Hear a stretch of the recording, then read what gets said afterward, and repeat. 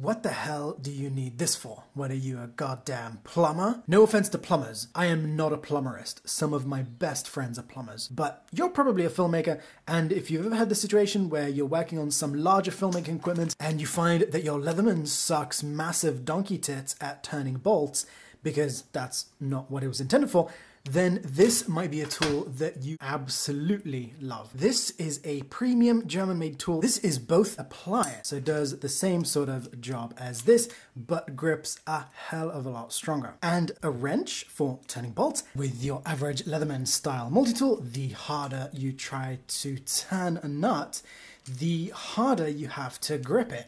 Giggity. And this usually means that you can't turn tight nuts with a Leatherman tool. The Knipex Pliers Wrench, the harder you try to turn this, the harder it grips the nut. It just grips stronger and stronger, and you see I'm not even having to grip that.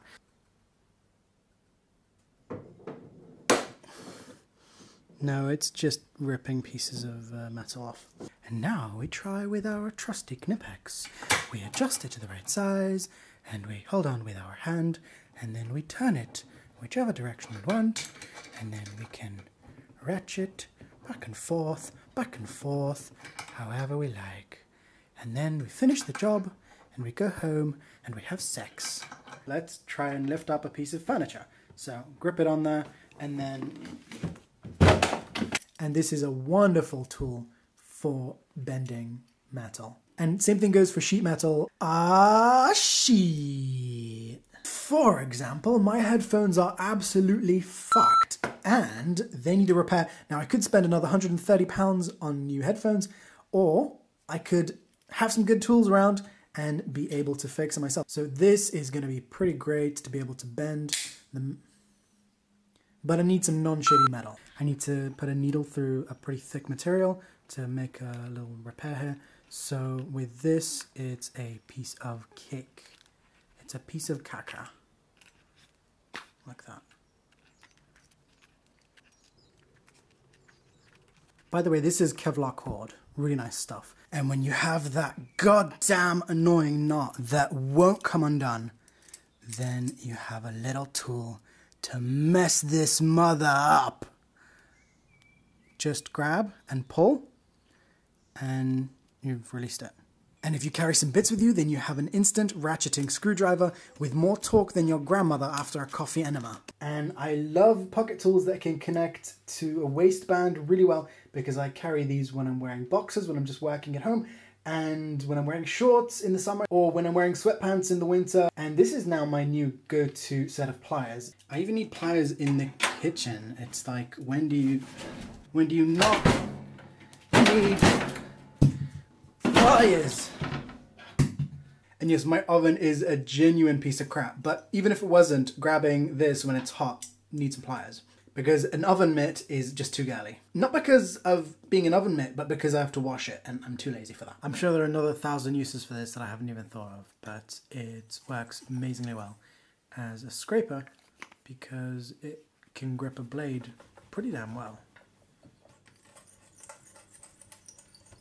And you have so much force here that you can flatten things out as well, which can be really, really useful.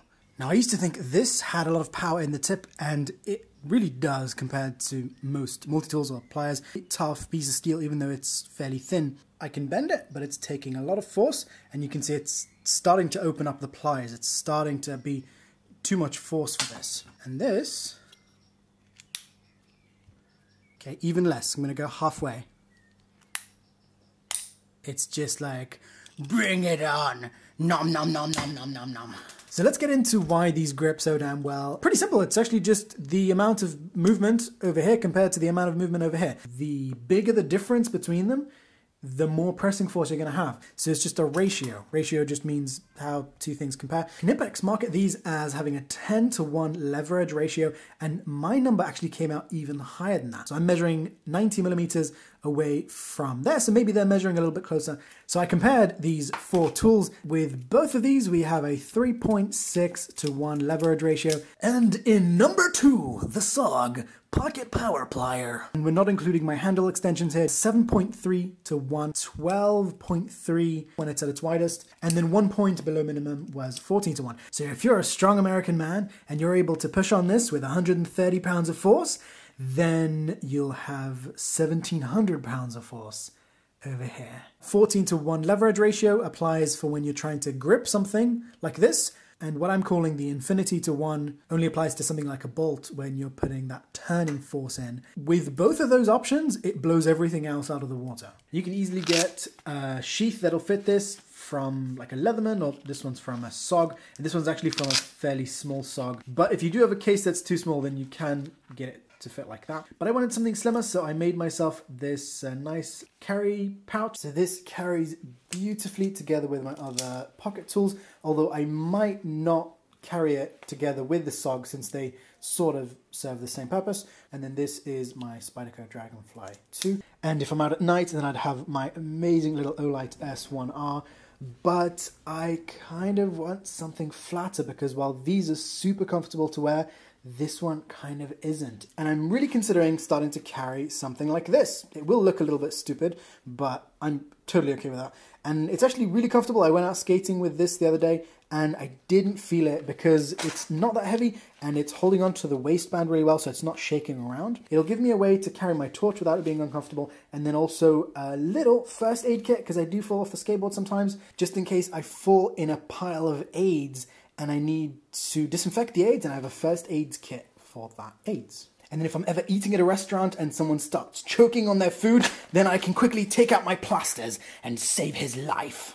But it is very possible that I will still be carrying both of these because they each serve a slightly different purpose. For example, this one is a little bit quicker to get out and not need to adjust for each thing you need to grab. So for example, if I'm moving thorns out of the way when I'm walking around with my cat, and also they can be used together when you need to do this kind of thing. Basically, mechanical extensions for your arms. With the more traditional style of wrench, you would normally have a little bit of a gap between the nut and the wrench. It's mostly putting pressure on the corners of the nut, which means that it can get rounded off. I'm not sure if this thing can round off a nut. I haven't heard of anyone say that it has. And you want your nuts in good condition, guys. I'm not one to discriminate. Ladies, if you have nuts, you should keep them clean too. Another thing is, it's quite annoying to have to keep doing this and trying to fit it back on whenever you need to sort of make the turn again. And yeah, it's just quite annoying and slow. But with the Knipex, you rotate and then release the handle and it sort of ratchets around the bolt. When you try and grip hard, your hand has a tendency to want to slide forward. So you can sort of get over it by grabbing right at the end. It's really not the best. With a lot of Leatherman style tools, they can pinch your hand. So for example, if I'm trying to do something that this wasn't intended for, like turning a bolt, and I'm gripping it really, really hard and it slips off the bolt, then it can pinch your fingers. Let's say if my finger was there. As far as I can see, there's not much that will snag you here. I think this should be non-pinching. You can even do it with one hand and then close it with one hand as well. I almost always have something in this hand that I need to attack with a pair of pliers. If the one-handed opening isn't working for you, it's either because you're not pressing the button hard enough or you're trying to flick it in the wrong direction. It slides that way. Not a flicking movement because it won't work.